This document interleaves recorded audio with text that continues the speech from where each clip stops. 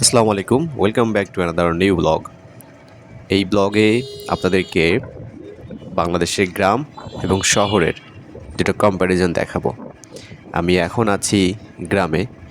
গ্রাম বলতে একদমই গ্রাম, মানে দুধারে শুধু দেখতে পাচ্ছেন কোনো বসতবাড়ি নাই, শুধু আছে হচ্ছে ধান ক্ষেত আর কিছু মাছ চাষের জায়গা। কৃষকরা ফসল উঠাচ্ছে, আর এমন একটা সময় যখন পড়ন্ত দুপুরবেলা বলতে পারেন, মানে প্রচণ্ড রোদ।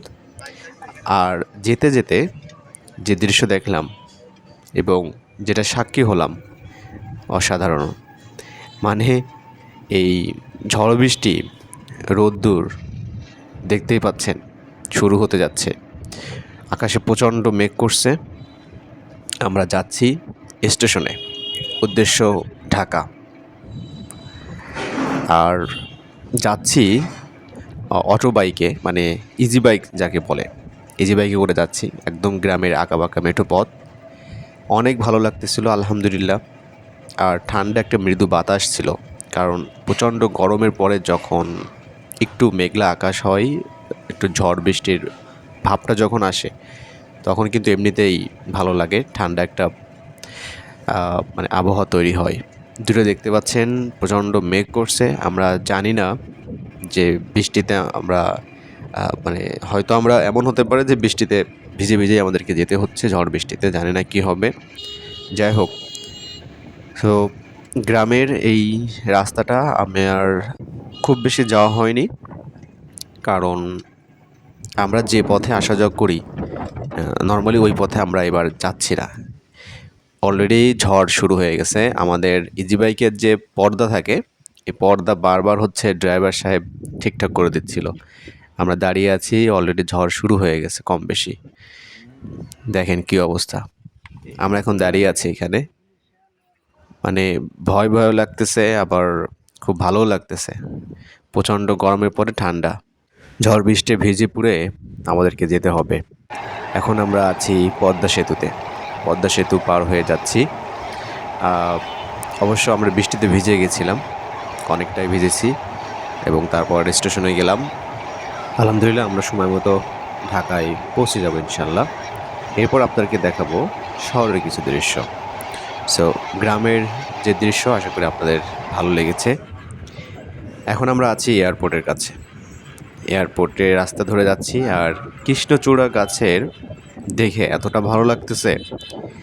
তো ইচ্ছা ছিল যে অর্থাৎ চন্দ্রিমা উদ্যান, জিয়া উদ্যানে যাব, কারণ ওখানকার অনেকগুলো পিকচার্স, তারপর বিভিন্ন ভিডিও দেখতে পাচ্ছিলাম সোশ্যাল মিডিয়াতে।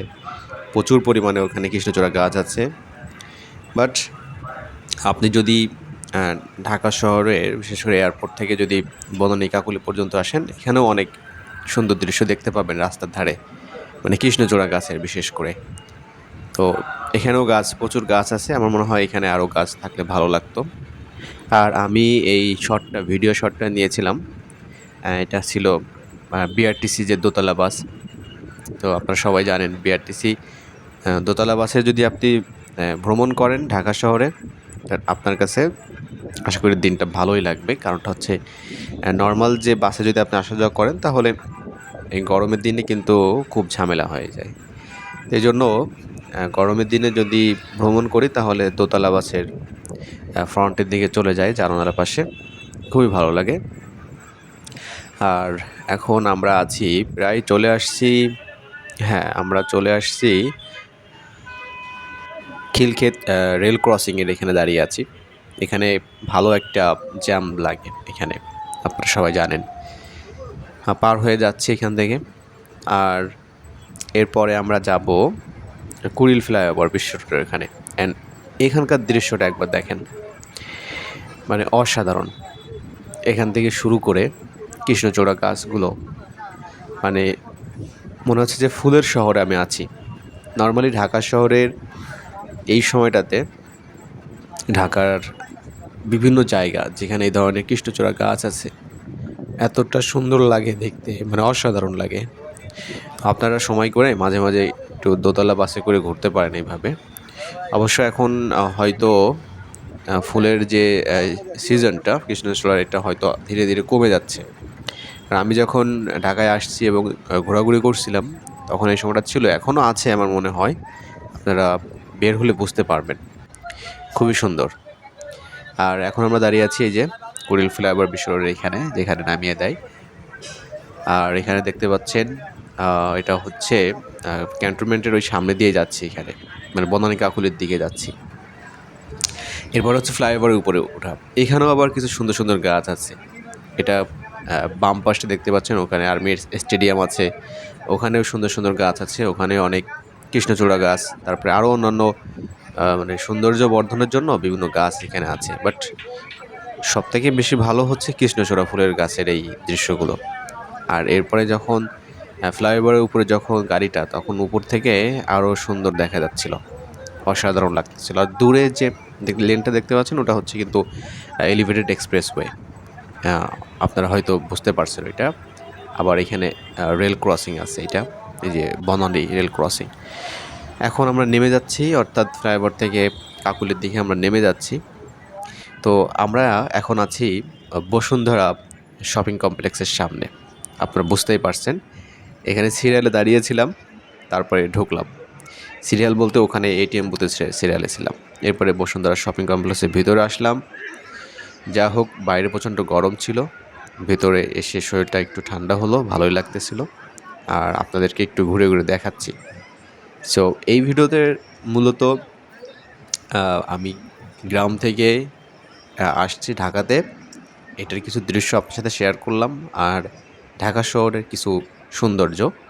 এবং এখানে কিন্তু এটা কিন্তু অ্যাকচুয়াল ঢাকা শহরের সৌন্দর্য না। ঢাকা শহরে আরও অনেক সৌন্দর্য জায়গা আছে এবং আরও অনেক ঝামেলা মার্কা জায়গা আছে। এর পরবর্তীতে আমি চেষ্টা করব আপনাদের সাথে সেই সকল বিষয়গুলো নিয়ে ধীরে ধীরে তুলে ধরার জন্য, পার্ট বাই পার্ট। এটি ছিল জাস্ট একটা ইন্ট্রো ধরতে পারেন। পুরো ভিডিওটা একটা সিরিজ আমি আপনাদের সামনে শেয়ার করতে চাচ্ছি। তো আশা করি আপনাদের ভালো লাগবে। টোটাল ঢাকা শহরের বিভিন্ন জায়গাগুলো ঘুরে ঘুরে আপনাদের সাথে শেয়ার করব। সো ভিডিওটি কেমন লাগলো অবশ্যই কমেন্টে জানাবেন। আর অবশ্যই চ্যানেলটি সাবস্ক্রাইব করে পাশে থাকবেন। আল্লাহ হাফেজ।